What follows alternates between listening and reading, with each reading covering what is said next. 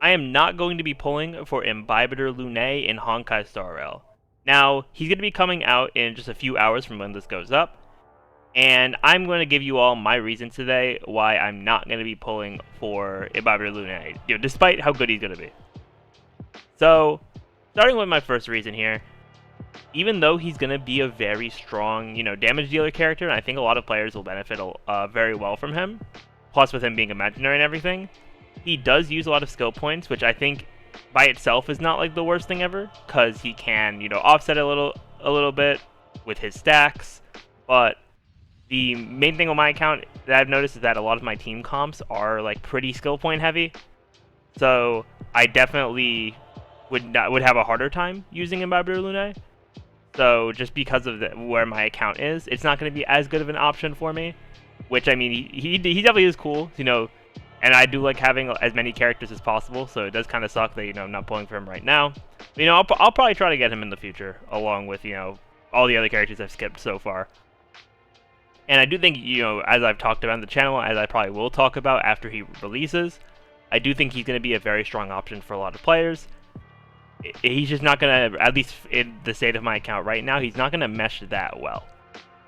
Then, my second reason is that just from a hype standpoint, like, yeah, he is cool, but it's kind of like how I felt towards Blade, and why I was, like, fine with skipping Blade, is that he's cool, but, like, there's other characters I'm more hyped for. Like, I was definitely more hyped for Kafka, which is why I skipped Blade, and then at least partially why I'm skipping Imbibitor Lunae, because there's just not enough resources in that amount of time to pull for both of them. And, I've been pretty happy that I pulled for Kafka. I've enjoyed running her team a lot. I've honestly been running it more than my Sela team since Kafka came out, because it is really strong. And I definitely, I definitely do factor in hype as well as, like, what's good for my account. Because, like, if I only factored in what's good for my account, I probably would have pulled for Locha. But, I'll get Locha whenever he reruns. Then, for my final reason, is that I, just in terms of once again, a resource management standpoint, because as I am free to play, so I'm not putting any money into the game, I want to save my pulls for other characters that I really want. And, Imbibitor Lunae, he's just not up there compared to other characters, because right now, after my Kafka pulls, I'm at around 50 pity, so I am close to another 5-star. So what I'm thinking I might do is I might throw some pulls onto the Fu Xuan banner in the second half of 1.3, because I kind of do want to pull a Lynx.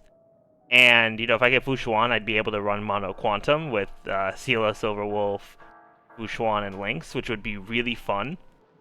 And then I also, after that, I want to pull Jingliu, who's going to be coming out in 1.4, because my account really desperately needs another ice character, and I really don't want to build Herta. And then also for my guaranteed 5-star that I picked up a bit more than a week ago, I went with Clara instead of getting Japard or Yang Zheng.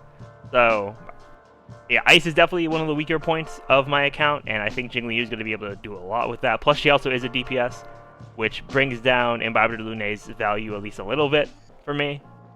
So yeah, I definitely think that everyone who's pulling for Imbibitor Lunae, I think it's going to be a great choice.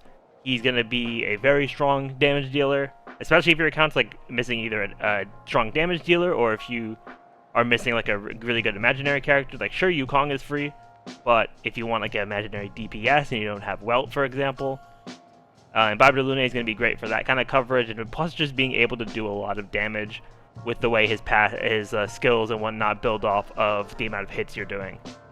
So yeah, let me know in the comments down below if you are planning on pulling for Imbibitor Lunae at the start of 1.3. I wish you all the best of luck in trying to pull for him.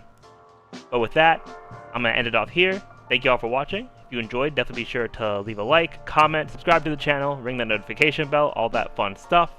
I do plan on covering the new Simulated Universe update almost immediately, since I'm not summoning for Imbibitor Lunae, so hopefully you all will stay tuned for that. But with that, I will see you all next time.